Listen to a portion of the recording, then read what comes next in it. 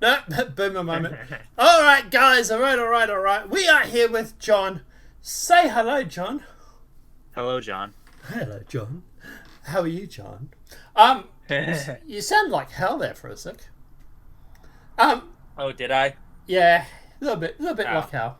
All right, guys. We are here with Inside Star Citizen. I have not seen this yet. I literally just said to John I was going to go to bed, and then they dropped Inside Star Citizen. So let's jump into it and let's watch this because I need some beauty sleep.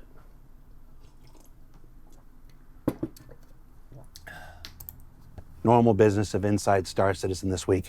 We wanted to take a moment and recognize and acknowledge what's currently happening with the live gameplay experience.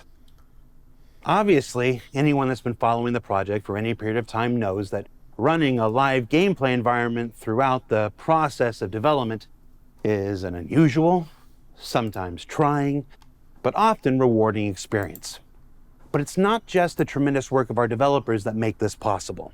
It's also the continuing commitment of you, our players, that allow us to test things at scale. Because it's often easy to forget that with the hype and excitement of a new release, that every level of Star Citizen is a development and testing platform, even the live alpha. Now, even knowing that the launch of Alpha 318 was going to be rougher than normal, I think it's fair and safe to say that we were all hoping for a somewhat smoother experience than the one that you have been finding the last week.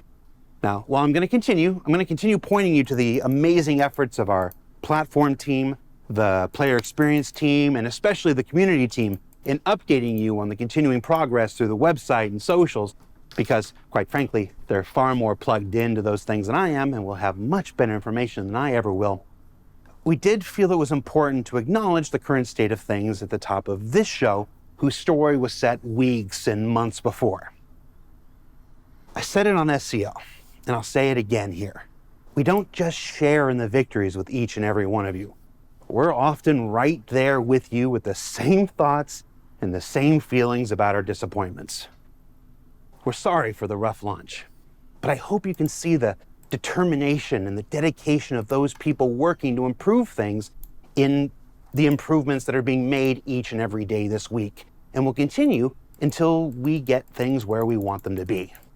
So with that said, let's get started with this week's show. Since the launch of the Persistent Universe in December 2015, mission gameplay has been at the center of the Star Citizen experience. Whether that's doing someone a favor and investigating a few ICC probes, delivering an important package from one planet to the next, or infiltrating a gang of would-be ne'er-do-wells in efforts to keep Stanton safe, missions often push players forward into areas they might not otherwise have discovered and pull them deep into the scandalous underbelly of the star system. And over the years, through the work of the mission feature team, missions have continued to evolve into a modular system that allows for designers anywhere in any studio to create missions not in the weeks and months of 2015, but in the mere days of 2023. So on this week's Inside Star Citizen, let's learn a bit more about how that modular system works, the technical complexities that make it possible, and take a peek at some of the new modules currently in development for Alpha 319 and beyond.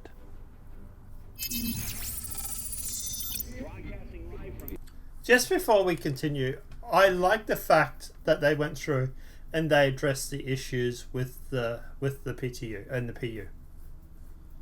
Well, It's good that they've done that and they just didn't, ignore it or gloss over it. It sort of shows character to sort of sit there and say, "Hey, look, we know this is bad. It fucked up. We apologize." That's pretty cool. Mhm. You got something to say or add or? well, yeah. I mean, it's kind of the 800-pound gorilla in the room. Yeah, but and a lot of other games companies will double down, triple down, or just ignore it. You look at like Elite Dangerous and how many times Brennan and those guys just did not respond to criticisms or did not respond to patches that did not go well. You got Blizzard with the what don't you have phones saying and instead of coming out and apologizing after saying that, they doubled or tripled down on it. So I think it's very easy when you're in the games industry to sort of, get stuck in an echo chamber and not address the issues. Because you've got everybody from PR and legal and everybody telling you not to. I think it's a break from the norm to actually sit there and say, hey, look, this patch did not go as well as we wanted it. We apologise. We're sorry. We're working on it. I don't know. It's just reassuring to have it, I suppose. But Yeah, I mean, it at least shows they don't have this attitude of, don't you have of phones? Yeah. Yeah. Yeah, So yeah, like, the fact they at least don't treat their community like dog shit is at least somewhat reassuring. and let's face it, the reason why they don't treat us like dog shit is because we literally pay them. Yeah. Like, like Blizzard or EA or whatever. Sure, obviously they rely on sales and stuff like that. Yeah. But also, when they're developing their games, they've already got that sort of nest egg. They've already got that money tucked aside. They don't have to make sure the funding keeps rolling in. Yeah, like does. they can afford to take a couple flops. Yeah. CIG, this is their one shot. Yeah. Yeah. But all right, let's keep going. Go ahead. You can do it. I can do it. Missions matter. No, missions modules. Elliot Maltby. Mission modules. You're at scene 5. Mission modules. Lars, scene 5. Always wanted to do that.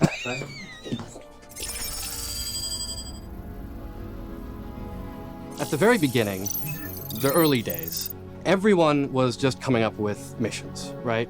What we used to have to do is have a bespoke mission for every mission we had. Someone might have built it to act this way, and then another person might have built it to act this way, but in a completely different way. So one person would start like a delivery mission, would have to write it from beginning to end, and then some other person would write a bounty mission from beginning to end, and then another delivery mission, again, from beginning to end. And the problem with that situation was that everyone wrote their scripts differently. Each mission, while might have similarities, every bit of logic was different in some way. We are a game that constantly evolves, that constantly gets updated, so things break sometimes. We used to get bugs back, which was like, that when we enter the action area for this mission, this happens, but it wouldn't happen on the other one, even though they're functionally doing the same thing. Everything was built in a different way, and so everything also needed to be fixed individually. It was a lot of reworking and redoing and over again, and eventually that could not be scaled up anymore. In a game like Star Citizen, where we really want to populate the entire universe with missions, we can't really do that. We have to come up with a different solution. We don't need all these people working on all these things all over the place if we can have more of a unified approach towards it. That's where mission modules come in. So my understanding with mission modules is that they're going to use a template for a type of mission. So for example, delivery missions, right? It will be go pick up boxes X from location Y and at place C. And then take X boxes to place X and location Z. And then what they'll do is they'll just simply change the variables for X, Y, and Z. So, X might be 1 box or 2 boxes or 3 boxes. As Y might be, you pick up at Port Al-Azhar. And Z might be the admin office, or it might be the terminal, for example. That's my understanding of what they're doing with the missions. But this is where Quantum comes into it, right? Is that Quantum will go through and allow you to use these as a template. So for example, it might say, well, hey, there's a pirate that's just attacking someone and he's going to win. right? So obviously now we need to go through and make a distress beacon mission. Okay, well, I have this template here.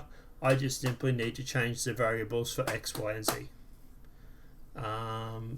And the best thing about it is, like they say, it'll also allow it to go through and actually make it so that these missions don't have to worry about bug fixing on an individual basis, because it will be a module, it will be a standard formula, and then they're only changing the variables.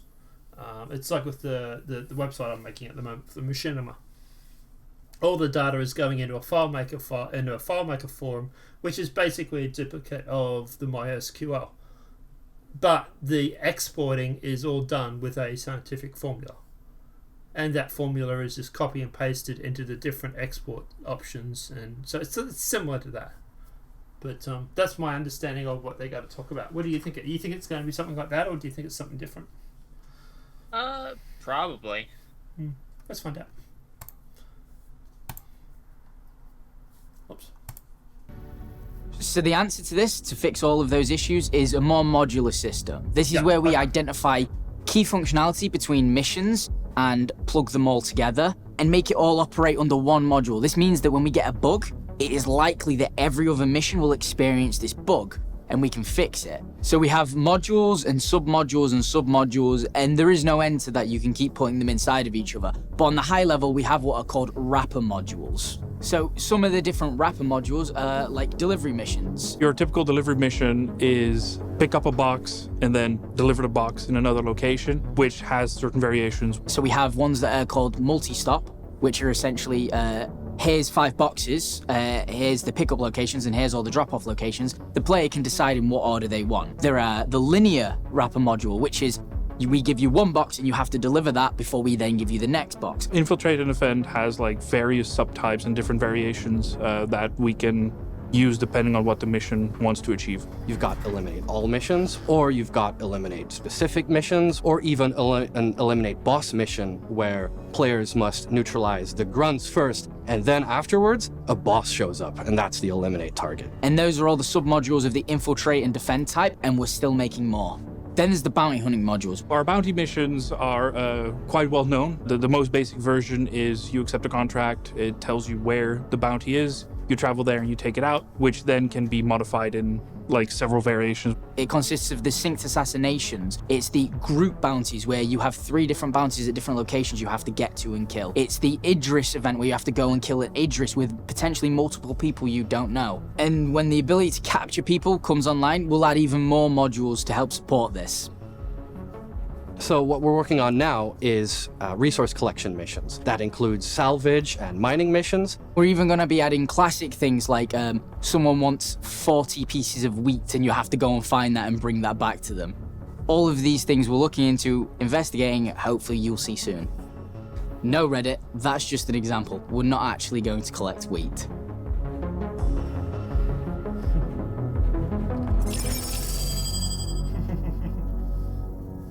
So let's dive deeper into submodules, and let's use one that looks relatively simple, the delivery module. The delivery module uses a wrapper called the multi-stop delivery.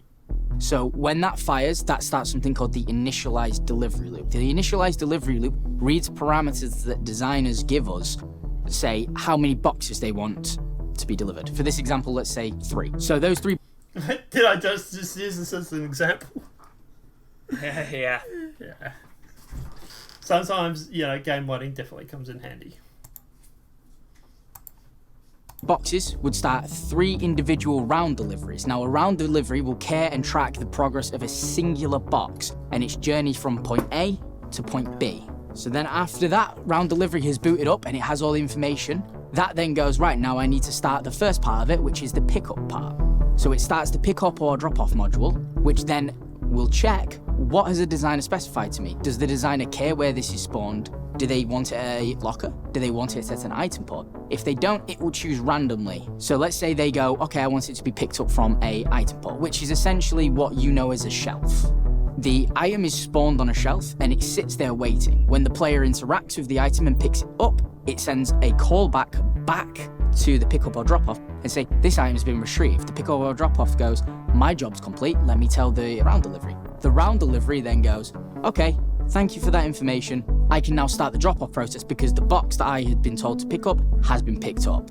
It will then say, I'm going to boot the pickup or drop off again, but this time it will specify the drop off process. Once again, taking into account anything that the designer specified if they want it dropped off in a locker or at a shelving unit again. Say this time it's a locker, then what happens is it will boot up a completely different module of the delivery locker.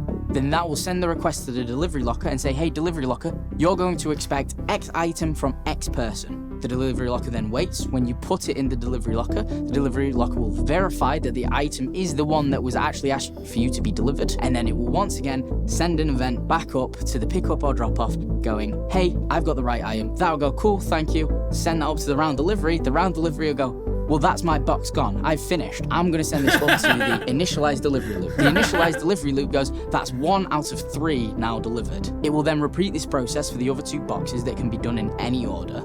Then when that completes all over together, the initialized delivery loop will go, cool, all of my things have been finished. I'm going to send it up to the multi-stop. The multi-stop will then go, that's my mission over. Complete, you get your money, and it's as simple as that. The reason we set this up like this is because it allows us to quickly plug pieces in. For example, the prison mission had to expand on the delivery system to allow you to pick up from a corpse and drop off to a satellite as a sort of upload function. What this means is we didn't have to create another delivery module to do that specific process. We created 2 ending modules of pick up corpse and upload data. Those live at the end, so after the pickup or drop off has run its course, it would just pick those 2, which means we don't have to add specific functionality to the entire module all over. It only has to be at the end. What Elliot has presented here is an overly simplified version of the module system for delivery missions, presented in a single, uninterrupted, unrehearsed take. He clearly left a bunch of shit out, so the system should not be considered as simplistic as presented here. Okay.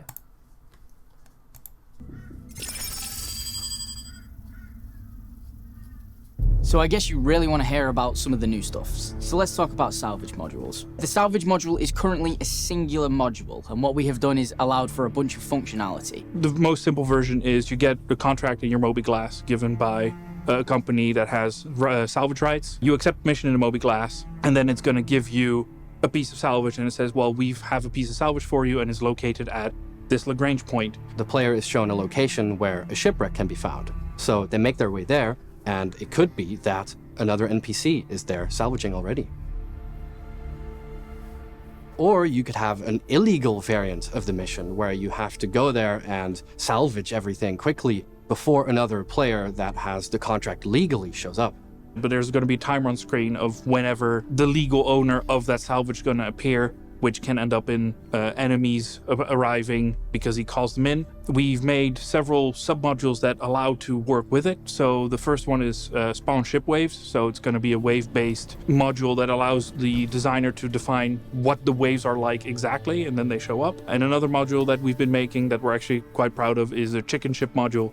And that's a ship that shows up and then is either going to attack you or try to run away. And if you scare it off by either damaging it or taking too long, it's going to try and jump away. And if it does so, then it allows the designer to define what's going to happen then. So the most basic version would be he's going to call in his friends. They come in, and then all of a sudden it's not you and a vulture against another vulture. It's going to be you against a retaliator bomber and 4 arrows, and you're in trouble. Now, the other option is like, okay, if you destroy it, then what happens? So we have the option of like a Carrick arrives because the company is like, well, we haven't heard from Bob in an hour. We're going to send like someone else to do the salvage, but maybe something happened to him. We're going to send something bigger. Or you basically warded off the defenders and you're now safe to salvage at your own leisure. This kind of modular approach will allow other designers to come up with whatever they want when it comes to building missions. There could be a number of possibilities. It is only limited by their imagination. All of these sort of modifiers and options are there to sort of allow us to create different types of gameplay or different experiences with very little changing of the logic. It's a lot of just changing different properties on what's called a mission record. Another mission module that we're working on that hasn't been revealed yet is package extraction. So it's a mission where the Ninetales have taken over another Crusader platform, and they have gotten their hands on some highly valuable Crusader prototype ship components. So Crusader really wants them back before they fall into the wrong hands.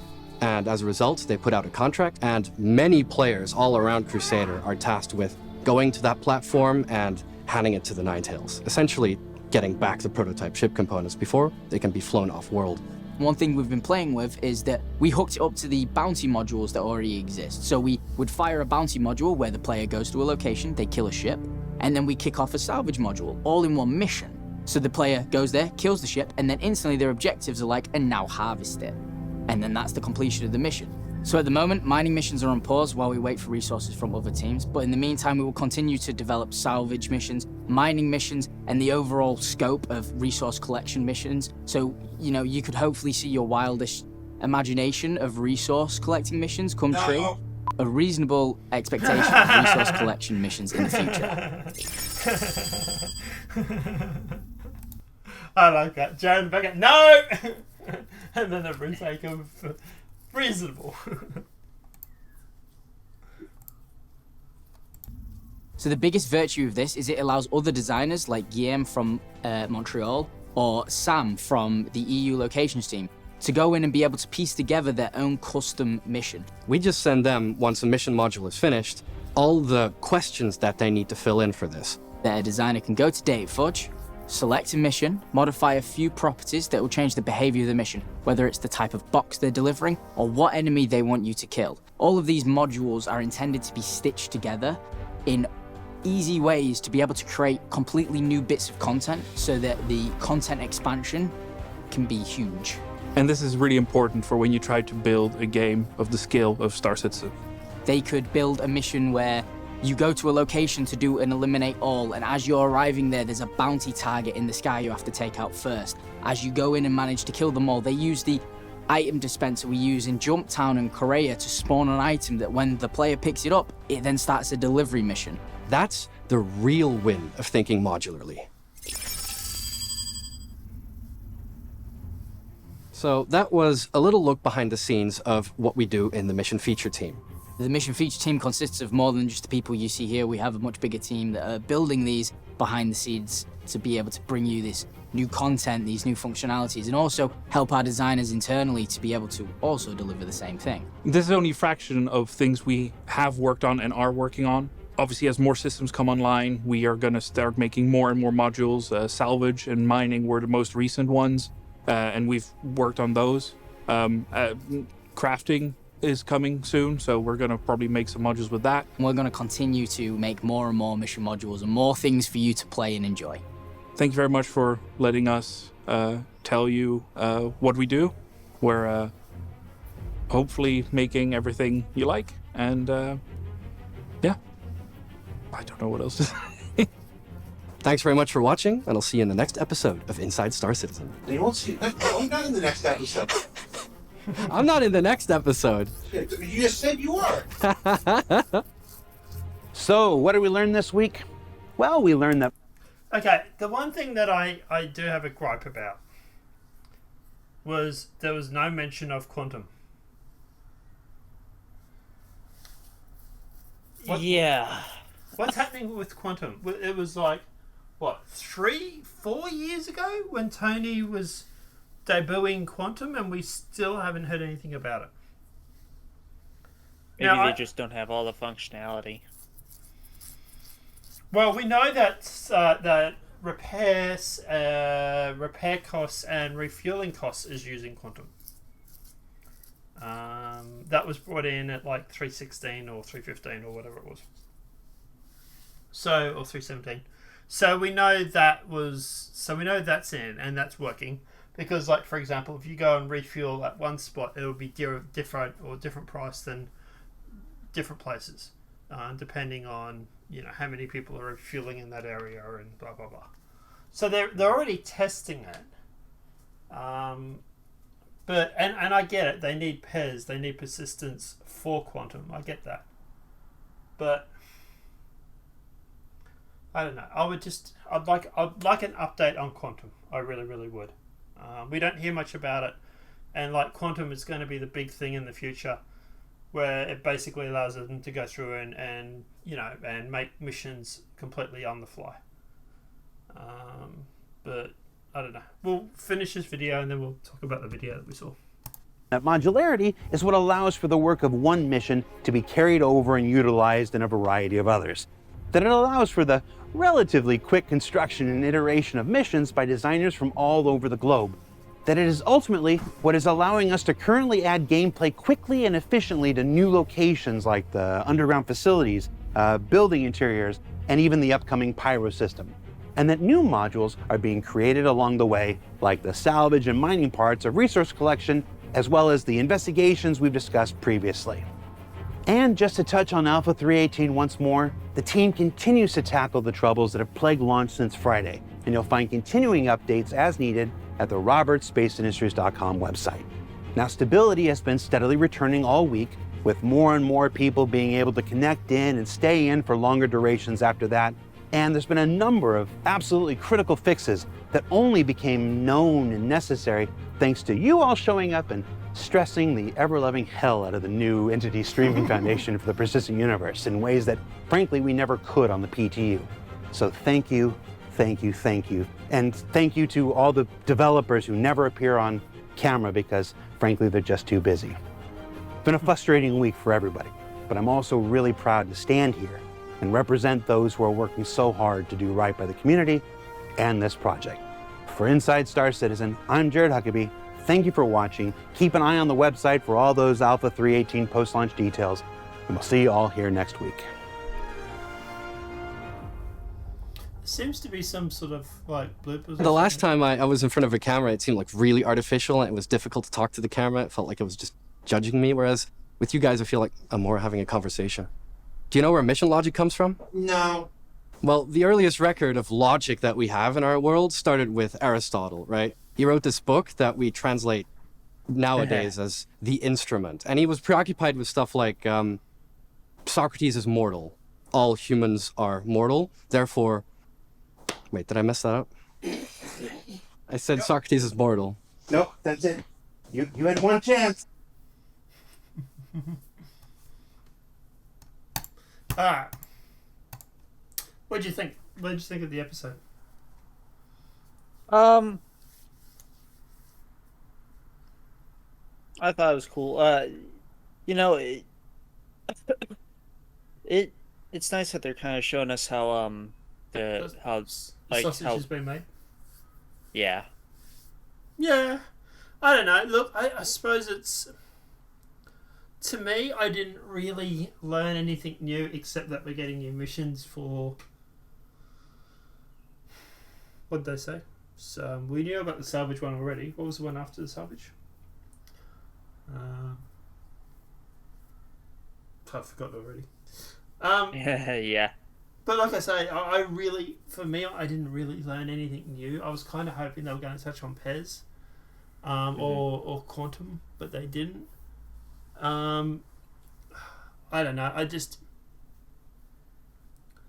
I suppose it's different for me because I've made mods with missions in them, right? For example, Imperium.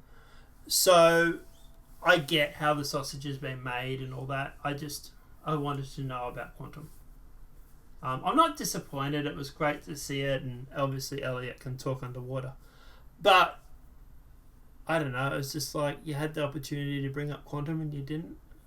Why? But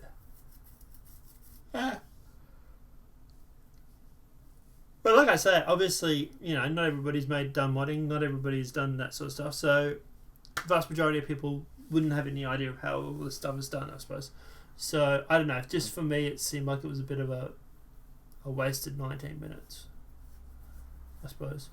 But that's on me. That's not on CIG. Obviously, they've got to, But I don't know. Yeah. Anything else you want to add before we wrap this up? No, not really. I'm looking forward to the salvage missions. I'm looking forward to the new missions with the new underground bunkers. I'm looking forward to the fetch quest, as we like to call it. Oh, that's right, it was the mineable missions. Go and collect resources and stuff. I get all that. I like all that. But anyway, guys, those are your thoughts are in that comment section below. Obviously, this video has been helpful. Please smack that like button. If you're new to the channel, welcome and subscribe. You're going to be hearing a lot of John lately, or upcoming. All the guys you're going to be hearing a lot from lately because we got this machinima that we're doing. So he is in it, yes. Fez is in it, yes. Bruno and Mayhem are in it, yes. And we actually need a sixth. I will talk to you guys about that. But guys, listen to your thoughts are in that comment section below. Apart from that, guys, obviously this video has been helpful. Please smack that like button. New channel, welcome and subscribe. You're not streaming or anything still, John? No, not yet. Not yet, no. He is in the future. But... some of the guys that I play Star Wars Galaxies with, we might have something in the works. Cool. So... keep us surprised, and we'll obviously plug it on the channel. Because one of us knows quite a bit about video editing, so I'm hoping that, like, being in proximity to him, I'll learn quite a bit about that. Cool. Alright, apart from that, guys, have a great night. Let us know what your thoughts are in that comment section below. And apart from that, I'm going to bed. Have a good night, everybody.